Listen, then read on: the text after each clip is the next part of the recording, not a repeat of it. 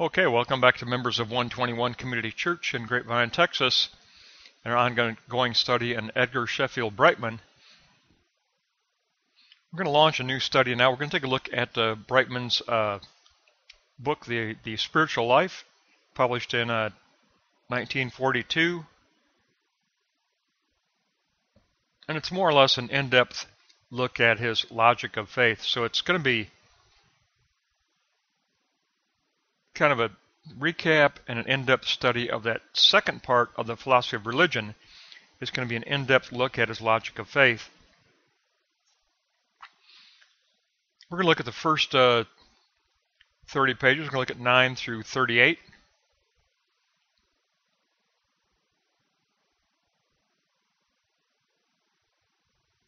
This is where he wants to begin by defining spirit. We'll look at block 1, the definition intention. Living is defining, says Brightman. Life is directed toward the meaning of world and the meaning of God. Words for spirit include pneuma and thumos. Pneuma is spirit, usually, and thumos is passionate, spirited life. But they're both words that depict power and life. And so Brightman says spirit is life. It is the life of ideal values. Hegel's phenomenology actually mapped the spiritual life. Spirit is both aspiration for higher value and the power for life. So it is a directed aspiration for higher value, and it is a power. And he takes a definition out of Scripture, and he says that spirit is power from on high. Spirit is tension between power and on high. Emotional power equals devotion to the ideal value. On high depicts belief in the union between existence and value, that there is the presence of that working of value imprinting existence. The concept of oughtness evolves and is posited. We come to believe that the good ought to exist. Value should imprint existence. So it is an aspiration for higher value, and it is a lived-in power of life. But now we want to look at it in a more concrete and specific way in block 2.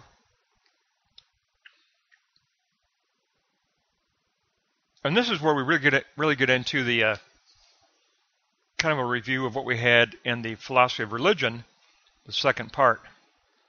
Because he begins with the marks of spirit as logic. He begins with number 1, conscious experience. It is a gnosis view.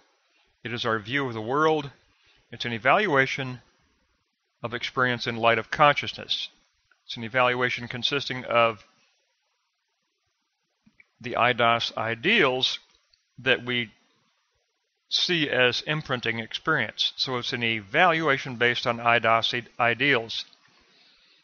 Second, it does involve experimental positing, which is powerful experience.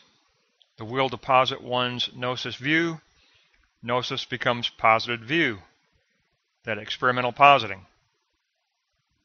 We posit our evaluative view as an internal externality, which also informs our motivational base of conviction. Then we move on to interpretive construction, because remember, in his philosophy of religion, he said that logic of faith was experimental positing and interpretive construction. So under interpretive construction, it includes the outgoing desire of ideal and the return moment. It's rational in character. It's an upbuilding construction, revised in the return moment. It's a movement of mind. He says it's a movement of mind. It's construction of a sign model that reflects the purpose of the whole, the telos, the divine teleology. He labels it the logic of faith, consisting of experimental positing, outgoing desire, and interpretive construction. Experimental positing, outgoing desire, and interpretive construction. That defines our life in the spirit as a logic. Now from here, he wants to look at spirit as enriched experience. It is a life enriched in ideal goods, enriched in the experience of doxa glory, It's Hegel's true is the whole. It includes the discovery of axiogenetic tendencies in experience and raising those tendencies to axiosoteric event. You'll recall that from our study in the philosophy of religion. So it is an enriched experience of actualizing axiogenetic tendencies, raising it up to a soteriological event. Now, spirit is also courageous experience. Brightman says danger elicits spiritual power. It's the courage to hupomeno, abide in faith. It means living in that thumos, spirited courage, to follow the doxa glory revealed to us in signs and revealed to us in axiogenetic tendencies. So in these first two moments, we get the theoretical definition in Block 1 that spiritual life is aspiration for higher value, and it's a dunamis power that wants to actualize itself as energia. But specifically, he does tell us in Block 2 it's a logic of faith. It's experimental positing. It is interpretive construction. Technically, it's three steps. It's experimental positing, outgoing desire for ideal, and interpretive construction. It's construction of the true as a holistic coherence. Remember from our previous study in philosophy of religion, it's all about coherence of values. There are the eidos ideals, but there are also relational signs that join those eidos ideals. It becomes a coherent enjoined model of interrelated ideal values and relational signs. So it ends up being model building. We build this model of kingdom that we want to posit and that we want to actualize in experience through gnosis, truth, phronesis, practical wisdom, and praxis, spiritual action. That's going to take us on to Block 3, now that we've got this theoretical and practical side of the concept of defining spirit. Now we're going to look at what it means to live in the freedom of spirit.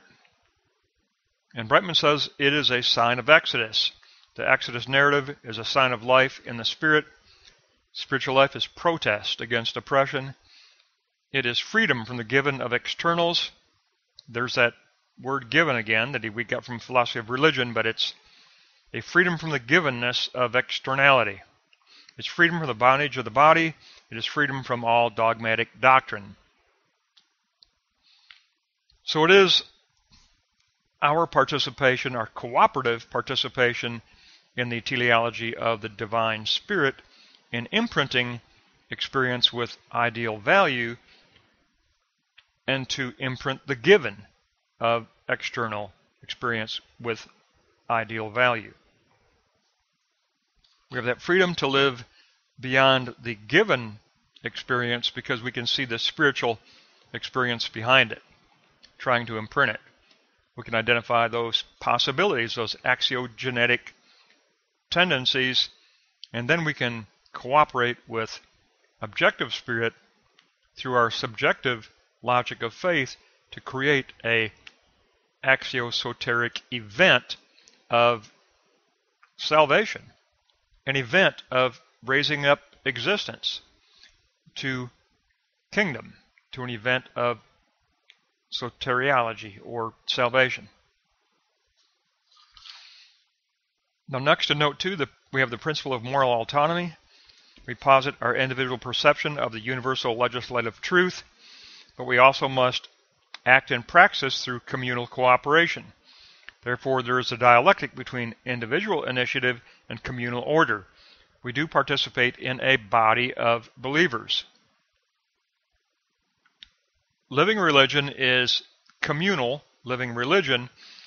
We participate in dialogue in order to identify eidos ideals. We participate in dialogue to identify phronesis, practical wisdom of ministry, and then we engage in praxis through communal effort as well. The communal must be taken up as well. And that means we take up note 3, the principle of rational order, which includes inclusiveness, consistency, and order through the control of ideals. Therefore, the Spirit includes power, inspiration, and freedom, and also the Logos, the directing and imprinting truth of the Logos, which, with regard to Christ, is called the Rhemata Zoe, the words of life. Christ is the spoken word, the Rhemata Zoe, the book of life, the words of life. These two together lead to the conformity to ideal truth. Therefore, for Brightman, the spiritual life is always testing itself. It's a power governed by truth. It is dunamis governed by aletheia. It is dunamis, potential power, governed by aletheia, truth, in order to reach energy, actualized power, actualized kingdom. Brightman makes a pretty strong statement here in a 3F. He says spiritual life is for the individual person. He really wants to emphasize that. Even though there is a communal side, Brightman wants to close out this lesson by stating that spiritual life is for individual persons who posit a love of truth, an aspiration to seek truth, and to imprint the truth on experience, not be in bondage to the given. But this is our first lesson. It just launches the study in the spiritual life, but it gives us a theoretical tension, a concrete logic of faith, and a lived-out freedom of individual initiative and communal order, which includes pneuma, but also includes logos. It includes pneuma and logos. So we get a great beginning to what I think is going to be a great book. And I'm glad that we're going to look at this one, because the second half of the philosophy of religion was dedicated to the logic of faith. And I always, after that study was completed, I was hoping that we could look at an in-depth look at the logic of faith. This is entitled The Spiritual Life. It could be entitled The Spiritual Logic, because it is his logic of faith. It's dialectical, it's 3 moments, but we're going to get a lot of detail now because we've got 215 pages dedicated to this spiritual existence, dedicated to the dialectic of the logic of faith. So it's going to be in depth now. We're going to get into the detail of Brightman's position and really the heart of his position, because it's going to be to use the words of Hegel, it's going to be looking at the subjective spirit side of his philosophy and his theology. And he references Hegel frequently, so we know he's trying to align his position in that direction. So that'll give us our first look at a powerful beginning with Brightman's The Spiritual Life, published in 1942. So 2 years after his Philosophy of Religion, he wrote this manuscript. 2 years after Philosophy of Religion, so close on the heels of the study we just finished. And we'll pick up next time in chapter 2, and that's going to begin on page 39.